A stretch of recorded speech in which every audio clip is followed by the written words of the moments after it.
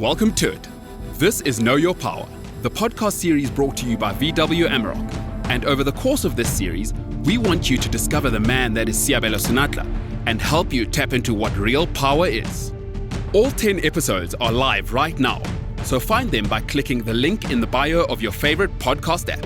Seabelo Senatla, entrepreneur, mentor, rugby player, and indeed winemaker. A man who's never been afraid to step out of his comfort zone. Today we speak to him as the winemaker. Now, Seabelo, you know, when I heard about this, right, Idiom Wines, and I thought, no man, you mean the guy who plays the rugby on the field is doing this? Because you were kind of ahead with that thing, certainly within the South African sphere, to be that multi-dimensional, I'm doing it on the field, and already be thinking at your peak of what's next. So what brought up, before we get into the wines themselves, what brought up that business mindset? Firstly, I'd actually like to go back and fidget with what you said. People actually thought they made the wine for me and I literally just plugged my name and Got you. It was an entire thing. It happened like that. It didn't happen like that, by the way. It was a whole process. But I think what brought me to the point of trying to create something else was the fact that I'm quite inquisitive and a very progressive human being to begin with. So when I was at my peak in the sevens realm, I was like, what's next? What's next? What's next? Yes, I understand that I was going to challenge myself in the 15. Like that was always my mission. I was always going to challenge myself in the 15 format of the game. And I was going to go that route and try to be also the best in that at one point. But what else can I branch into that will kind of like symbolize or highlight or celebrate my sevens career, but also open up an opportunity for me to endure in a different journey. So yeah, I embarked. My thinking was like that. It's like, okay, how can I create some sort of moment from my sevens career that was so highlighted, something that's tangible that people can enjoy either by themselves or with me or in remembrance of me. But I wanted to go deeper than that. I was like, no, actually, I want to create something that people can look at and it can perform as a reflector in their own lives and be like, yo, this is what I've done. You know, yes, I made it for me, but I want you to look at it and be like, Jesus, I've done this, I've done this, I've done this. Let me celebrate it. So like glory is an ode to celebration.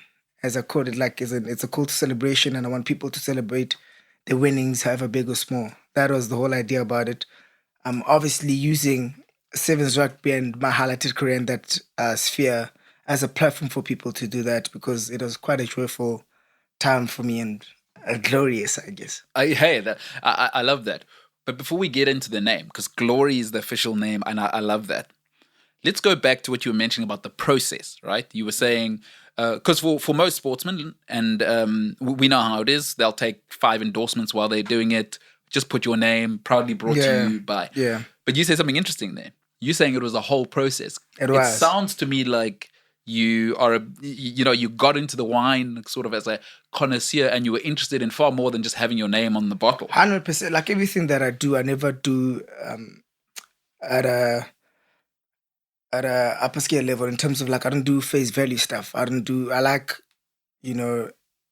things that are heavily bodied, things that have substance, things that mean something, things that carry something. I like things with volume. So whenever I do anything, I never just plug my name somewhere or like try to get like a quick sale. I'm very thoughtful in how I do things, and I wanted to carry something more, not just meaningful for me, but to the next person. When the other person, carries that thing, I want them to grab something out of it.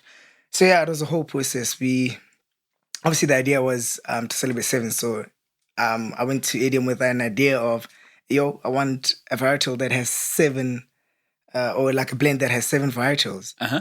And that's the thing. It's like, dude, are you crazy? Like do you know how hectic it is to mix 7? But like, luckily I got them in a very experimental phase where they were like, trying new things out. So like, okay, we're open to doing it, but like, understand that it's not gonna come now. It's a thing that's you're gonna have to wait for. I'm like, I'm not in a rush, or I'm chilling. I have luckily for me, I was quite blessed to have a career that, was ongoing. So I was not rushed to make money or do anything like that. I was taking my time, and I wanted to put a product out there that would portray what I wanted to take out of it.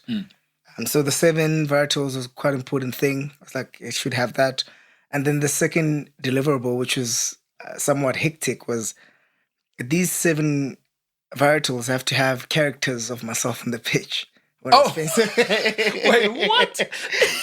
I was like, they have to, at some form, have, those type of characters. Yeah. I know let me give examples. So like the Merlot, Yes. the Merlot is in the wine world, like it's a heavy structured wine. So that would talk to my inside the box, outside the box approach. So like I like to operate within a certain structure, but inside that structure or that box, I'm very free-minded and allow myself to operate in a very instinctive manner. Yeah. So it's not just I'm doing things just to do them and I'm just trying anything and everything. Everything is calculated.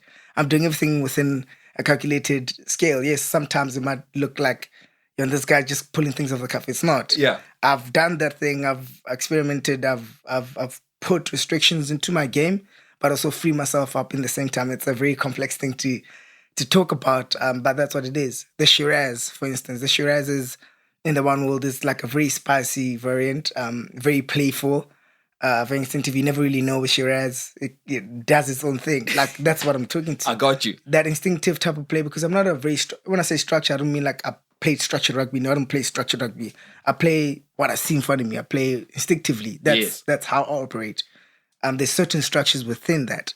So the Shiraz had to be there because obviously it portrays that side of me, like I'm very instinctive and stuff like that. It's true. Yeah, so like playing around with those type of things. Well, it was a process which was very difficult, but very enjoyable at the same time because I stretched out who I was also within the game.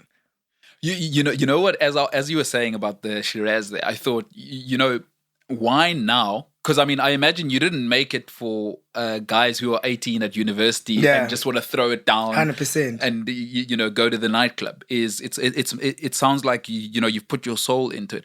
But as I was thinking that... should be appreciated, yeah. And you're so into sort of, one of the greatest things you've ever said to me is that drip is forever. Out of all the things I've said to you. No. That's the one that's going to live with me. Yeah, all of this, you giving me all of the other inspiration to be a better man. No. Hold that. Drip is forever. Drip is forever. And I think of something like this is that, part of this is that it's an entertainment, right? The wine, we know, if when done correctly, it's a part of your food. It's a part of a night out. It's a social lubricant. And I know for you, that look, those shoes with that tie, with that watch is a thing, right? And I think it must be an awesome thing to kind of finish off that entertainment lifestyle, right? Because that's what you are, a magnificent entertainer, and round it off in real life as well. You want people to have that quality of entertainment with the wine 100%. On top of being that guy. 100%. That's awesome, dude. Yeah, no, I always try to, like I said, round it up and make something that kind of like portrays me in a sense. Like it was always come back to me, even though I don't always create for me. So you're right. I always try to do that. And I think, beyond just what's on the surface, like I don't just think juice. I'm thinking other things as well. Like you can see the outside of the bottle. Like it's so different. I think about stuff like that. I think about how I can try to, bring myself out. That bottle has it has the outlier of my logo, which is like the I saw that badge of honor. It's a unique thing. Yeah, it's like a badge of honor, which my logo has an outline of a badge of honor and obviously has determined patterns that has the letter S, the letter S, but it has the 11 in the negative space. So we try to create things like that have like deeper meaning to just the juice. And so I have to ask you now, while you were playing, of course you're working with your business partners who we'll introduce in a sec. Did you meet them as you were playing, or did somebody introduce you? How did that business relationship come to be? I'm really always interested in. It's a funny story. Like it's a funny story. It was a dinner. There was a dinner that I was invited to by a chef friend. called Wandile Mabaso. Wandile Mabaso was in Cape Town introducing his new menu. So he wanted us his friends, to be one of the first people to consume it and obviously to taste the menu. I was like, okay, so invite him. He's like, okay, dude, cool, I'll come. And subsequently, Salvana, the ADM proprietor, was also a friend of Wandile. So we get to the event, beautiful event, nice food, nice wine. And it became so nice that at the end of the night, no one wanted to leave. But the wine was finished. Yeah. It was like, okay, this is awkward now. Yeah. What's going to happen now? And then Savannah was like, okay, now I'll get some more wine. I have some more wine in the boot. I'll go get some quickly and we can all just chill. Like, we're having a good time. Let's just relax. She came back with the wine. Like, I'm complimenting this wine the whole evening, dude. Like, I'm just saying, yo, this one is amazing. It was the Cape Blend. I'll never forget. The Cape Blend, was it the 2015? I think there was 2015 vintage. The Cape Blend 2015, she bought all of that up. I was complimenting this thing. I was like, yo, so nice, so nice. She doesn't say anything about this nice stuff. So she's quiet the whole time, dude. She's like, okay. And then only by the end of the evening, it's like, yeah, no, this is my stuff. Do you like it? I'm like, yeah, dude, I absolutely loved it. It's like, okay, come to the wine farm on Sunday and come just chill out there and drink some wine and have lunch with your significant other or whoever you wish to bring. I was like, okay, cool. Sunday came, I couldn't go. I was busy that Sunday, and then we just kept in contact. She gave me her contacts. Yeah, we just kept in contact via email, and just kept on checking in as people do. Like, you just check in. It's like, yo, how you doing? I became really good friends by just doing that, like, on email. Can you imagine? Hey, man. And we had WhatsApp. Why wouldn't we use why? Email chatting now. Why didn't we use WhatsApp? It's 1996 again already. So we did that for a while, and then I got a gap. She's like, yo, dude, whenever you have a gap on a Sunday, come through. Luckily, that Sunday that I had a gap, she was also trying out a new menu, which is something that's so absurd. And she invited me over, and I went down to the estate, had lunch, beautiful lunch, beautiful ones again. And there was that. I was like, okay, dude, thank you so much for the experience. I really loved it. Place is amazing. It's beautiful. Really had a good time. Went.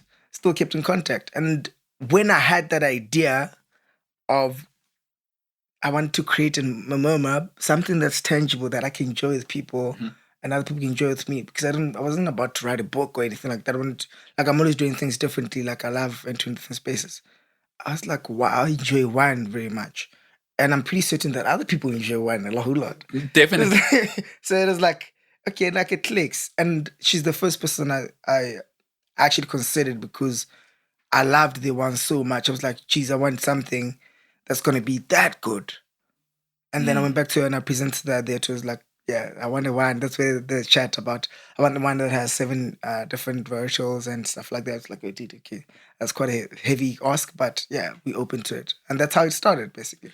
And so what I'm interested in is, what breaks the mold again is, for sportsmen, is they're always scared to tamper or play in another field, because the identity is, you guys are so comfortable on the field. It's what you've been doing for years. You are kings in your field. And also, I think it's the fact that, especially to be dabbling something like wine, because you a sportsman, alcohol has a bad connotation in sport. Sure. Because of obvious reasons, right?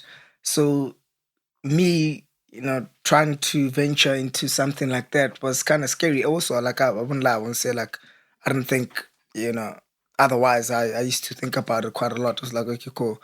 What does that mean to my name? What does it mean to, who I'm playing for? What does it mean for, like, I just, rounded up situations in my head and trying to make sense of it.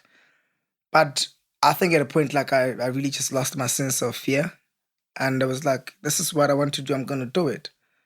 Because if you're responsible and you're doing the right thing, then there's no reason why you shouldn't be doing what you want to do.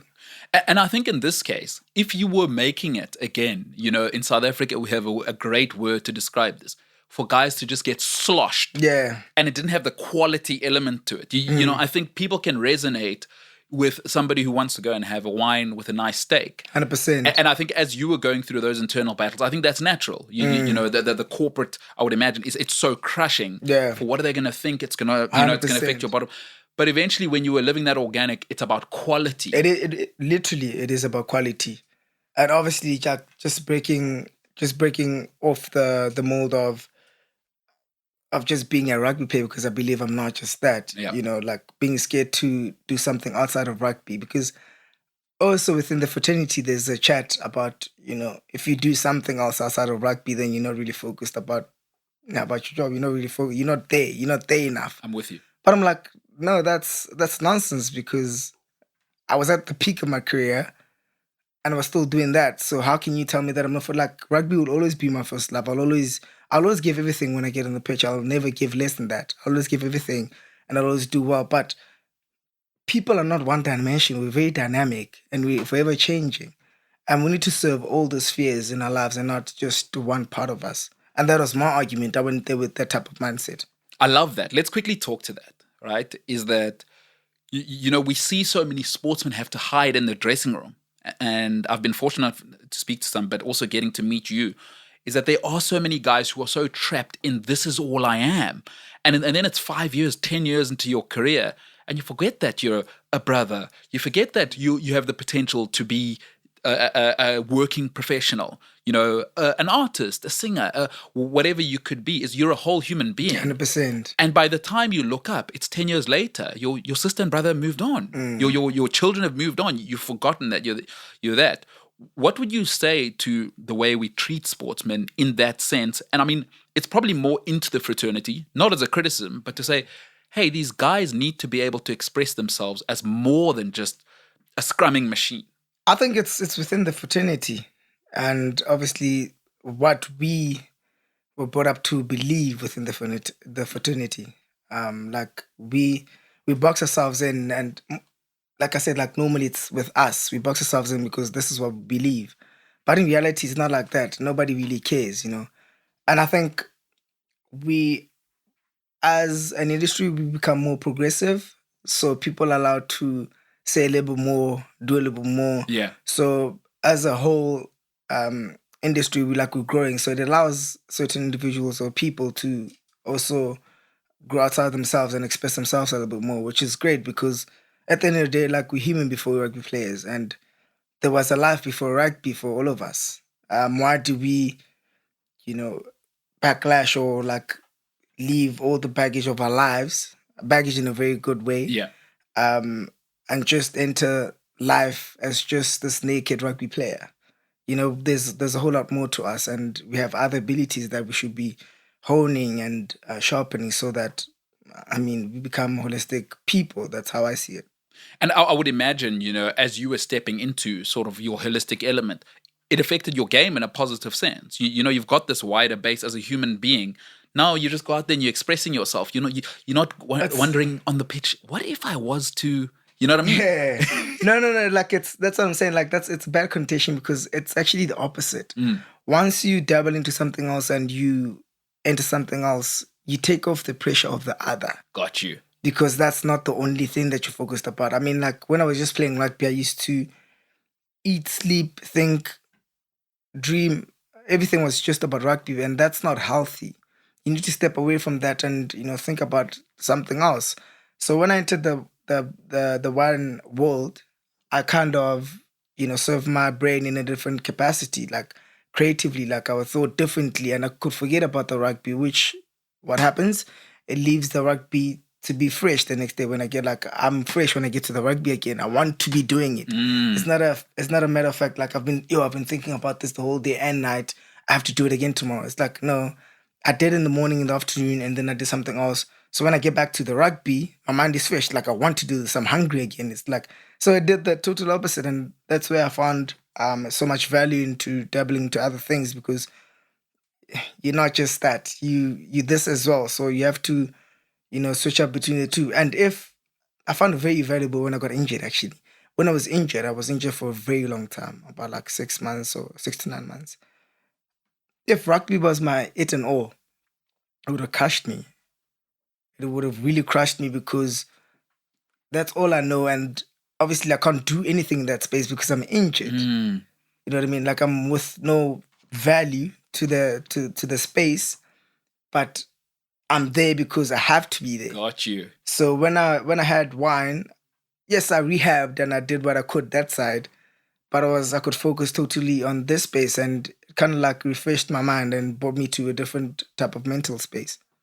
And I mean, that's huge. That's amazing. That's crazy. That's because we only ever look at you guys again as meat and bones, right? Yeah. You forget there's a human being Yeah. in there. There's somebody who needs to be looked after and told they are loved and they are valued when they don't score a hat trick like you did this weekend. By the way, shout out. Thank you so much. Yeah, no, it's crazy. It's really crazy because subsequently, like, that rehab phase is the most loneliest time that you have as an athlete. So that's when you need people to be shouting at you. You don't need people to be shouting at you, or for you rather. When you at your peak, you're already confident. You already feel like, okay, I'm doing it. Like, you already feel that way. Like, you're energized. Everything's all good. You need people to be there for you and shout for you when you're down there. But subsequently, that doesn't happen. That's why rehab is such a lonely time, because you're by yourself. You're not with the team. You're rehabbing by yourself. You're coming at different times at what the team comes in. You feel isolated. Yeah. And that's when you need those voices, that's gonna pretty much motivate you and keep you going. But it doesn't happen like that. So it's funny how life works, really. Life's a funny thing. Yeah. And the wine helped me to just forget about that and just to focus on something else that I'm building. And before we go over to Roberta, I wanted to ask you something else about kind of being breaking the mold again and heading in this direction. When you do this, I went to boarding school and I kind of know what the mentality is, right? Is if we think something, like, let me use myself. Like, if I thought something was quite a cool idea, but I kind of knew that the boarding master might, you know what I mean? Okay, we're going to let this guy do it. And let's see how the boarding master responds. Yeah. I would imagine as you went like this, like you said, it was quite brave for you to go into this business world, especially within the alcohol industry. When you did it, I'm sure there were other guys that asked you, how did you do it? Help me. Has that happened or? It has. It has happened. Like, you get a lot of feedback from the guys asking for you to hold their hand and help them in their way of thinking, not necessarily doing the same thing, but just to branch out of this rugby incriminated mind and to venture into something else. I mean, there's a lot that we capable of. Gaza and Ramon before he went to pursue a mortuary business. I mean, his career obviously was affected with his injury, and they told him he can never play again, so he was kind of forced to. But why do we have to be forced before we think a certain way? So when I was doing rehab, he came to ask me, like, we used to talk all the time, like, how are you finding, branching out in different things? How do you, and we used to talk, and I used to tell him that, dude, it's tough, it's not easy, whatever, but it's a very nice experience because you get to learn and you get to go in different areas of your life, ones that are not natural to us because we sports people, but you get to learn, especially when you an entrepreneur, because when you're an entrepreneur, you have to be the marketing person, you have to do your finance, you have to do everything, your social media, you touch on everything. So you're growing on all those aspects of your business. So you get to know your business in out, which is such a wonderful thing. Because once you get people that are going to be doing those things for you, you understand the model so good that nobody can really tell you otherwise or try to short arm you or anything like that. So that's amazing to be in a position where you kind of like forefronting a change in the industry. But I felt somewhat of an exception because I told you, like, I was a rebel, even to my sister. Like, I've always been that person that always expressed themselves, right? Yeah. So people always knew, like, if I do something, it's like, it's him. It's allowed. You know what I'm saying? I'm with you. So it's not frowned upon. But people still raise their eyebrows like, yo, what are you doing, dude? But because it's me, then we're like kind of like accepting of whatever I was doing, because I always did things differently. So it's like, it's him. We know him like that. And rugby, for whatever we may say, is still a brotherhood. Is that you guys are basically in. Listen, hey, rugby is still a vicious sport. only you guys can understand what it's like to bump into another man and force him against his will to move backwards for 80 minutes a week, right? Is that I think it's more special when, here in South Africa, we have a saying, "Ungumuntu ngabantu," 100%. which means you are someone because of someone. So I think it must mean so much to you to lift the community up. You know what I mean? That must be awesome. It must be an awesome feeling to see somebody. That's literally all I'm trying to do. Not just within the rugby space, like whatever I touch. I don't touch things for myself. Yeah. I touch things to lift others. Having said that, you're also that guy. Now you went to Idiom Wines and you said this case must come with 7. Because everyone has... Anyway, people say I'm difficult. You're that guy. No, you just have to be different, man. You have to put your stamp on everything that you do. Everything has to have a semblance of who you are and how you operate. And just like a simple gesture like that. Everyone has like a normal box. I have a flat box. So the Glory wine comes in 7, a flat box. And what's the shape? Now the shape of bottle is it's standard. Yeah. It's standard. And the case itself, it's rectangular. So it's a flat box, very well structured. You can pick it up and leave as it goes. So like, I know that's a problem because like when you're dealing with pallets, they're like, okay, how are we gonna put this now? So it's a different experience for the people that are distributing, but they make it work, man. It's all about it in your stamp. Yeah. I can imagine the guys getting it's like, okay, whatever wine. It's Glory Wines. Bring that. It's a problem. It's a problem. It's like, ish. Bring that other truck. Who's this now? And then they say it's that guy. Yeah, I know that guy. You see, but I'm strategic. It's a very good way of people remember. It's a very good way to get people to remember you. Sorry. Yeah, I'm with you. Because of that experience, they're gonna know you. They're gonna, who is it? Seabelo. That guy. Seabelo. Now people know me. Now I have more impact. You know what I'm saying? It's very strategic, this thing. You must do it nicely. And talk to me about your relationship with Roberto and Silvana, the Pategas. I mean, what's that been like? What have you learned from them? I mean, obviously you're in business together, but what have you learned from them? I've learned that they are very welcoming people. Crazy in the way they think. They are people that are also very dynamic to me. So like me, sorry. So like it's very easy for me to cling to them because they operate in a sense that I understand, like in a way that I understand. I mean, they sell jewelry, they sell art pieces, they do gin, they do leather bags, they're into leather products. So they're always dabbling into other things as well. While having a wine estate, which is doing so amazing. So it's easy for me to go to them and be like, hey, dude, this is what I'm thinking. How do you see it?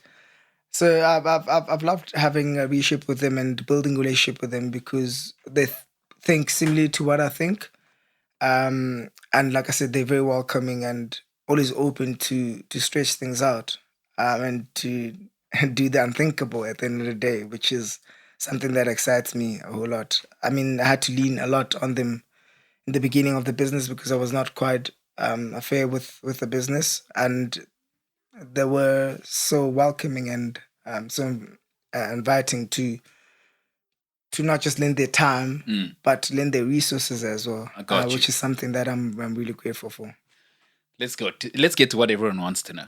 Number 1, what's your favorite wine? Right? Yes. And then number 2... I'm going to be biased there, so... You are that guy. You're supposed to be neutral.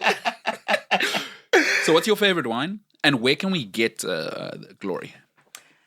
Apart from Glory, I think my favorite would be the Cape Blend. I'm going to keep it within the family. The Cape Blend from Idiom. I really, really enjoy that. I think the 2011 vintage was kind of cool. Hard to find. So if you do find it, you're a very lucky man or woman. So sure, that's my favorite. It's very nice. It's really, really great. And Glory right now, you can find it either at the estate, at Idiom, at the Idiom estate, or you can find it online at glorywine.africa. and get it from there. glorywine.africa. Yeah, glorywine.africa. Man, that's awesome, dude. And so hey, also let's keep it open here. It's who's it for? Because is it for Mr. Romantic, Eliana, pair it with a steak? I mean, what do you have? I mean, for us? it's a very versatile one. So you can either have it easy drinking, and just chilling with the mates. That would be a very expensive easy drinking wine. If you do like that option is not viable even for me because I buy my own wine as well. Nah, it doesn't work. Yeah. I'd go something way cheaper for easy drinking. But you can do it with meals as well. Like it's very good with meat. Yeah. Pairs well with meat. I think that's why I love Brian so much because it's an excuse to drink some Glory. That guy. You see, I was wondering, why does he like Brian? And you know what? It's strategic. Everything's strategic. It works out well. Because somebody always has to also, you have to look after Brian Master because you know You know what what I I'm do? saying? I always want to be the guy next to topping up because I know those extra chops that are going to... Just Beneficial. Inside pass. Just a pop. I knew it. I knew you liked Brian because of that. But I think more importantly, Glory is a wine made for celebration, as I alluded to earlier. Yeah. It's a tool to reflect on one's life and celebrate. I feel like as people, we don't celebrate nearly as enough. Myself included, I saw that with my own life. You know, you achieve so much and you're always thinking, what's next? So Glory is there to step in and say, hey, dude, look at yourself. Look at your life. You did one, you did two, you did three. Sit down, have a glass of wine, celebrate yourself. Celebrate those moments, however big or small. Celebrate those moments, and then we can move on after that. So it's meant to celebrate and act as a reflector on one's life and just to take a chill pill and celebrate those moments because life is very fast. Life is very fast. We need to take care of ourselves and pat ourselves sometimes.